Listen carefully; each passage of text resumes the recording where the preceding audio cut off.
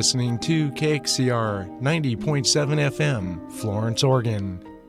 I'm your host, Larry Bloomfield, and this is Spiritual Unity Today, where our hope is to show that we're all closer alike than we are apart. Now, join me with my guests and find out their path and how they've got to where they are today. Hello and welcome to Spiritual Unity Today. I'm your host, Larry Bloomfield, where we'd like to say we're all leaves of one tree. Today we have another wonderful call-in guest. His name is Ray Bratcher, and he's going to talk to us about his spiritual path. Ray, how are you doing today?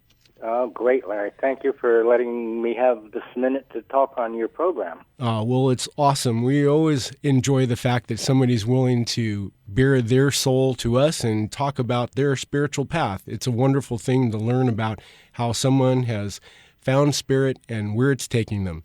So I guess at this point, maybe we should start the question, where in life did spirituality first touch your heart? How's it got you to today?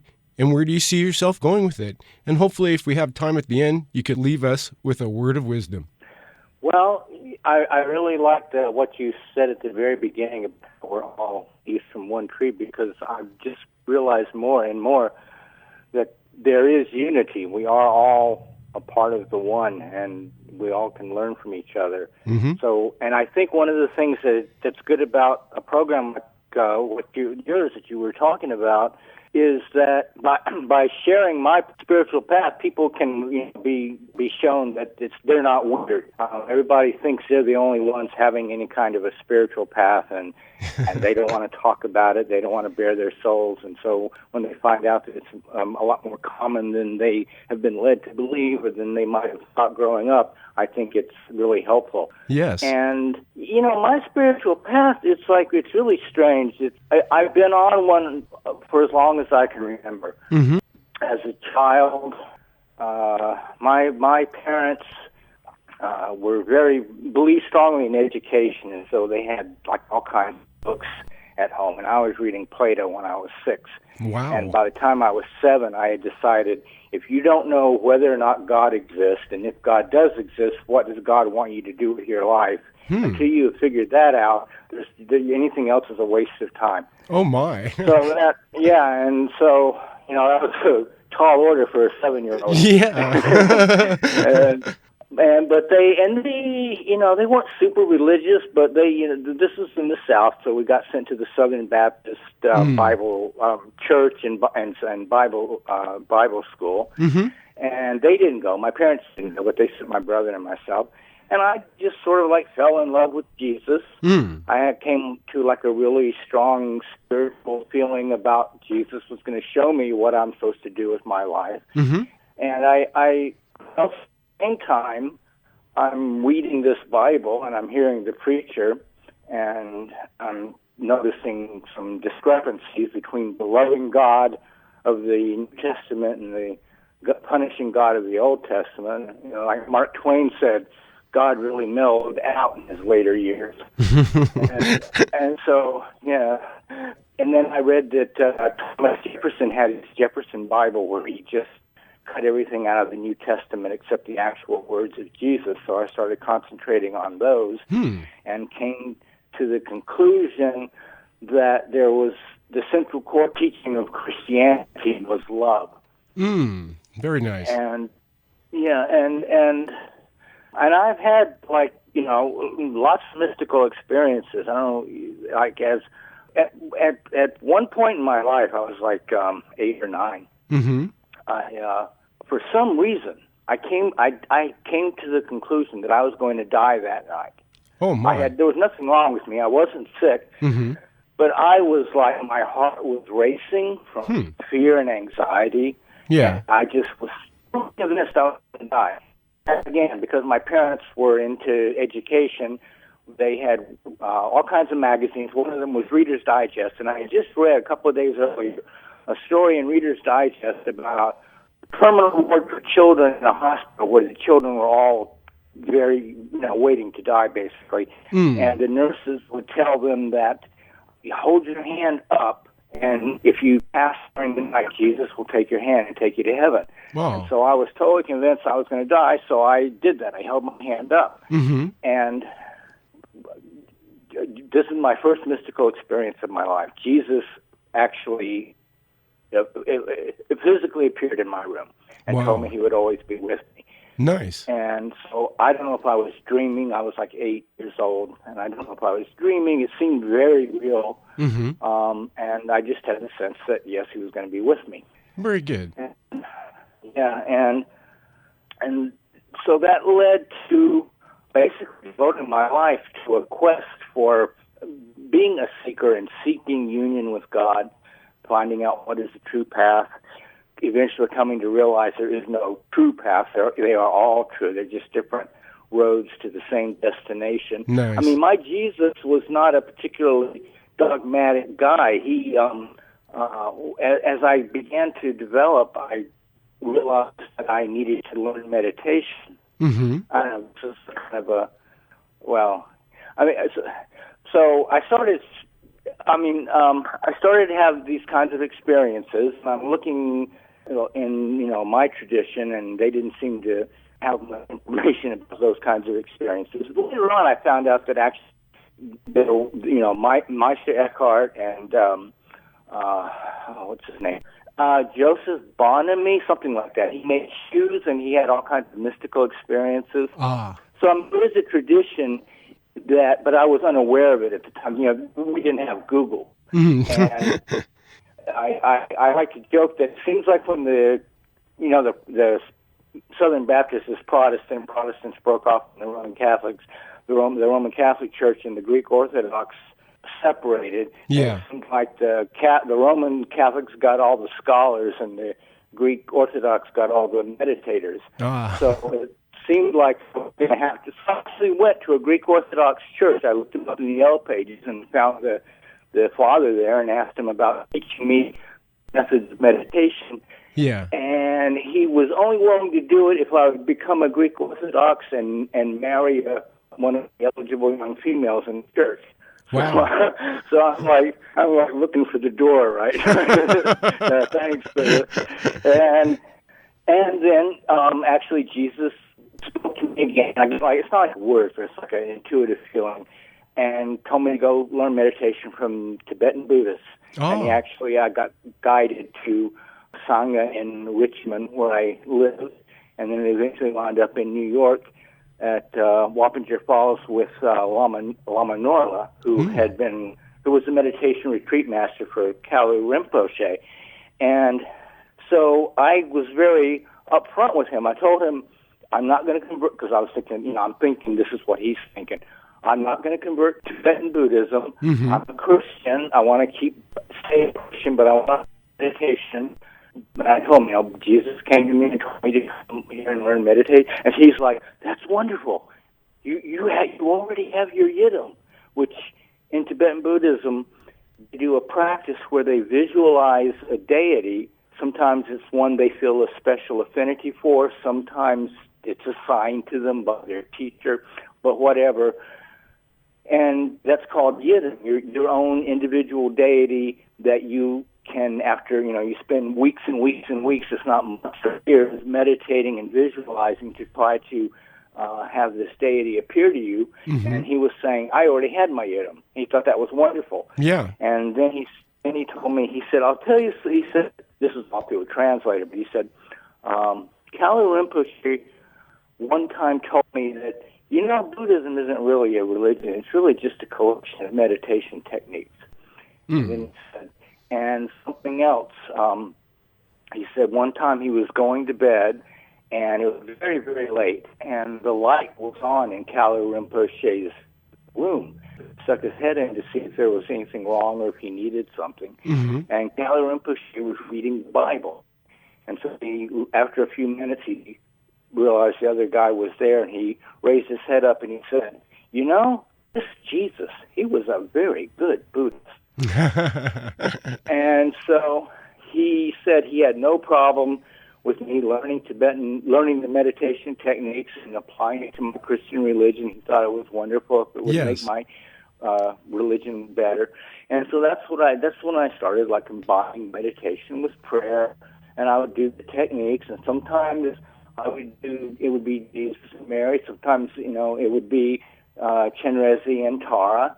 But I learned to, I was doing these meditations, and so the mystical path for me was not like a rigid dogmatic thing. It was always very flexible and open to more other light ways of seeing things. Yeah, Right. yeah. Nice, very nice. Yeah. And so, and I was going to study groups, spiritual circles, just learning, trying to find out whatever I could, looking for the path, looking for the answer. And I had this feeling, go to this bookstore, metaphysical bookstore, and I never got, like, you got it one step at a time. Mm-hmm. I go to the bookstore and it's like, okay, why am I here? And I'm looking around, and then I see this one book that seems to be glowing, and actually the way at the time, what it was, the bookstore was basically downstairs. It had a few windows at the top of each wall, and I mean, if you want to hear, a rationalist, a materialist, a scientifically minded person would just say the book was just exactly where it needed to be at the time for the sun to be coming in that window and almost like pointing it out. Yeah. But if I had not gone when I had the feeling to go, I wouldn't have seen that book. Yes, so exactly. So this one book was like illuminated, right? So that's how consciousness works. We're all one, unified in consciousness, and we manifest whatever it is that is necessary for our development. That's what I think. So the book was called Rebirthing in the New Age by Leonard Moore, and I read it, and it was this guy was talking about breathing, and he had like a 700-acre retreat center in California, and if he wasn't in India, because he had this guru in India that he would go spend as much time as he could with. And so I'm reading this book, and it was really weird because at this exact time that I found this book, first I developed this weird. I was sleeping in my bathtub. Oh. I would fill the tub up with warm water, and I just didn't want to get out. I would just sleep in the bathtub, and I'd wake up at like 3 a.m. because the water would get cold. Yeah. And I got to where I could just use my foot to open the drain and let some of the water out, and then use my foot to turn the hot water on and fill it back up. And I could do that and hardly wake up. So I was spending nights in my bathtub, and I didn't know why I was doing this. And then one time, I got this feeling like if I didn't get out of this tub right now, I was going to totally lose it. I was going to totally freak out. I mean, I was totally freaking out. I mean, I jumped out of the tub. I mean, I just jumped out of the tub, totally like shaking. And then I'm looking at it. What was this about? Is that I was a shark, and it's the weekend. I was working a regular Monday through Friday job. I had no obligation. I realized instantly there's absolutely no reason why I should have had such a strong reaction to this and felt like I had to get out and just like jump out. And I knew there must be something psychological going on. And I mean, at the point I developed a habit of anything that I found difficult or threatening, I would force myself to do. I said, okay, I'm getting back in the tub, and I'm going to force myself to stay there. And I got in, and I forced myself to stay there. It got to the point, again, where I felt like I just have to get out, but I forced myself not to get out, to stay in. And it was like I felt layers of stuff peeling off of me. And I felt so much lighter and freer after that. And so I'm reading this book, and guess what he's talking about? Staying in a tub past an urgency barrier. And so then I said, okay, I think I need to explore this breathwork technique. So it came out of the Humanistic School of Psychology, Esalen Institute, Transpersonal Psychology. started in the late 70s, started off there on the West Coast. He was one of the pioneers, and I said, okay, I want to learn this. Mm-hmm. And I started looking for, again, we didn't have Google. Yeah. We just didn't have lists in the yellow pages. I started going to like health food stores and metaphysical bookstores, looking at people's flyers, and I found 3 rebirthers. One of them never returned my call. One of them, the phone number didn't work. Yeah. And the one person that I did get in touch with said, well, yeah, I could do rebirthing, but that takes like 2 hours. You sure you wouldn't rather do a Reiki session? It only takes an hour.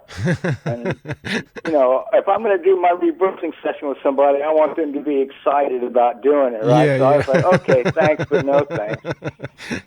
So then I'm like, oh, now what do I do? And go, well, I don't know if this is kind of getting off. I mean, are you interested? This is like an example of how serendipity and Yes. things like that wound up being trained by the guy who discovered it was like a series of 1,000,000-to-1 shots that should never have happened, and every one of them came to pass. And so I think it's a story of miracles, and then people can see that this thing is possible, and that they shouldn't feel bashful about sharing their own miracle stories. Yeah. So Definitely. I'll continue. I'll go quick. I mean, so I'm looking for a breath worker. This is in Richmond, Virginia, and I'm getting like this. Again, I have a guy who says, "Ask the guy." It was a guy. He owned this store. He wasn't a real people person, and I was very introverted at the time, so I was really nervous about talking to him. Mm-hmm. But I kept getting, ask the guy. So I said to him, do you know of any good rebirthers here? And he said, no, I can't say that I do. And so I'm like, geez, why did I listen to the voice? And I was stressed for nothing. And I'm halfway out the door when he says, although I did hear a rumor that Leonard Orr has moved to Charlottesville, which is like an hour and a half from Richmond. And I'm thinking, how can that possibly be? He's either in the 700-acre retreat center in California, or he's in India. No way, he's an hour and a half from my house. The guy who discovered it, like, I'm not gonna. And he said, and I said, do you have a phone number? He said, no, I can't say that I do. Would you know where? No, I can't. You have an address? No, I can't say that I do. I don't even know if it's true. It's just this rumor I heard. Uh-huh. So I was like, okay, so what do I do with this? Then, almost a week later, I get the feeling to go to a health food store, and I'm in this health food store, trying to figure out why I'm here. And they had this free literature table, and one of the things on it was a thing about colon health, which at the time for me was like I didn't want to know anything about that. It was like it turned me off completely. But I had this strong feeling to pick up this newsletter on colon health. Uh-huh. So I did. And then it turned out it wasn't free. It was like $8. And I'm like, I can't believe I'm paying $8 for a newsletter on colon health. Why did I? So I get home and I'm like leafing through it, wondering why in the world I got this. And on the very back page, ads. And one very tiny ad, Leonard Orr, 5-day training. And there was a Charlottesville area code phone number. Wow. And I called the number, and sure enough, Leonard Orr had moved his training center to Virginia, and I wound up getting my first sessions from his lead trainer, and then eventually getting trained by him. And actually, eventually I was the executive director of his Rebirth International, which is like a global training center for breath workers from all over the world. And I trained some of the people who are really famous now. And the reason that I first started doing it was because I used to meditate for like 5 or 6 hours a day to get to a certain place that I could maintain it for like 15 minutes. Mm-hmm. And then with this technique, I was getting to a place in like 30 minutes and then spending 30 or 40 minutes there. So I was like, if nothing else, this is a huge time saver. Yeah. And there was still some healing things. At the exact same time as I started doing sessions, I had a diagnosis from the doctor that I was supposed to wind up. I should be in a wheelchair now, crippled from the neck down, in pain. And actually, I was supposed to start a course of treatment. I was supposed to start this course of treatment at 10 a.m. on a Saturday. And when I called the Charlottesville number and got a hold, found out it was the Lenador Training Center, the lead trainer there was a woman from Germany, and she was going back next week, and the only time she could see me was 10 a.m. Saturday. Mm-hmm. So she asked me if I wanted that appointment. So it was like 10 a.m. Saturday, go to the doctor, 10 a.m. Saturday, go to the rebirthing thing. And it was like the universe became deathly still, waiting for me to make the most important choice in my life, it felt like. Yeah. And I went there. I went to the rebirthing. And before I finished my first 10 sessions, the pain had completely stopped. I never had to get any treatment. I never wound up in a wheelchair. So then that showed me, up until then, I didn't really think of spirituality as any kind of healing thing. Yeah. I mean, that's just me. You get sick, you go to the doctor. You want to talk to God, you go to church. And it's like it was two different worlds to me. Mm-hmm. And that was like a major insight for me to realize that there was a connection. Very much, yes. Yeah. And so then I just started coming to the realization. I mean, the breath work moves energy, and the energy releases contractions. We're conditioned as children with these false beliefs and these negative emotions, and it shows up in the body as a contracted energy because we just suppress it. We don't want to express our emotions. We're afraid to express them. We're taught not to, so we suppress and repress. And that's a contraction in the energy field, and the breath work begins to dissolve that contraction. Mm. And so when you get this energy flowing through you, I eventually just realized that I tell people that my spiritual path is: are you flowing love 100% through your body or not? Mm-hmm. If not, what's the block? Get rid of it. Yeah. Or integrate it, dissolve it. And it's really just also the block is a block in energy. It's energy too. It's energy in another form. Mm-hmm. So we just bring that energy back into our body, into our mind and emotions, and so you're it's like unconditional acceptance and love of all it is. Mm-hmm. And you're not. There's no against this. Just loving and blessing everything. Mm-hmm. And you begin. There's a whole. The reason for the contraction, the reason for the againstness, is because the egoic mind thinks that you need to be separate from God and separate from your fellow man and like your own little independent entity, separate from all that is. And so you put up fences and barriers, and mm-hmm. that's where the contractions come from. Mm-hmm. It's like a fear posture, a defensive posture that comes out of fear. Yeah. And when you just let that go and just flow love to yourself at all times, that for me, that is what the ultimate purpose and point and goal of spirituality is. Yeah. Well, we're speaking with Ray Bratcher, and he's given us a beautiful understanding of a spiritual path that he has been traveling on.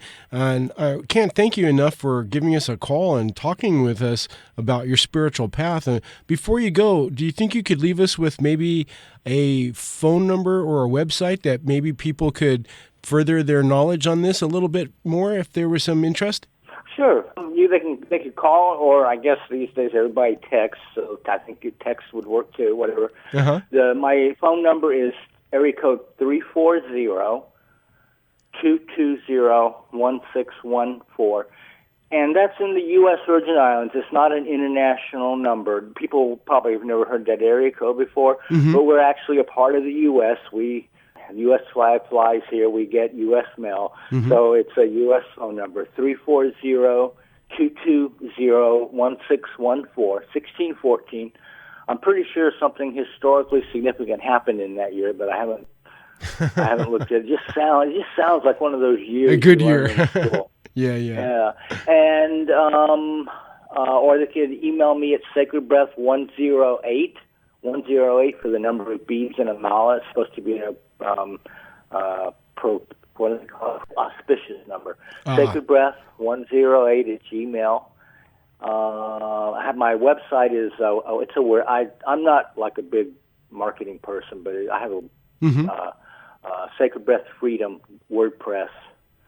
It's a WordPress site, sacredbreathfreedom.wordpress.com, and they can find me on Facebook. They can find Sacred Breath on Facebook, but either the email or the phone number is probably the best way. Well, and so whatever they want, they can call me or email me. Oh, very nice. Well, I can't thank you enough for calling in and speaking with us today about your spiritual path. I know it's not the most easiest thing to talk about with people, and for you to be able to share your path, I think enlightens others to the signs and recognition of the Spirit and how very vitally important it is. Thank you so much, Ray, for calling in today. Thank you. It's my pleasure. It was nice talking to you. Awesome. Well, thank you for calling in, and thank all my listeners for listening to Spiritual Unity Today, where we're all flowers in one garden. Thank you for joining me, Larry Bloomfield, and my guest here on Spiritual Unity Today, where we're hoping that you'll find how much closer we all really are alike.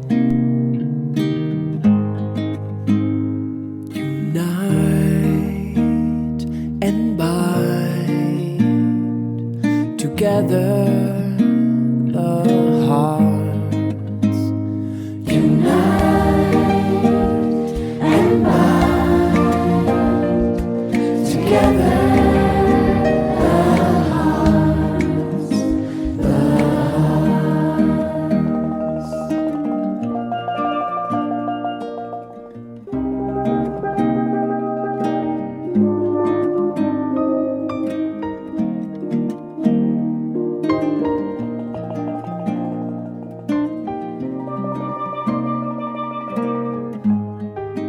Hope you have enjoyed this show. Spiritual Unity Today is underwritten by the Baha'i Faith of Florence.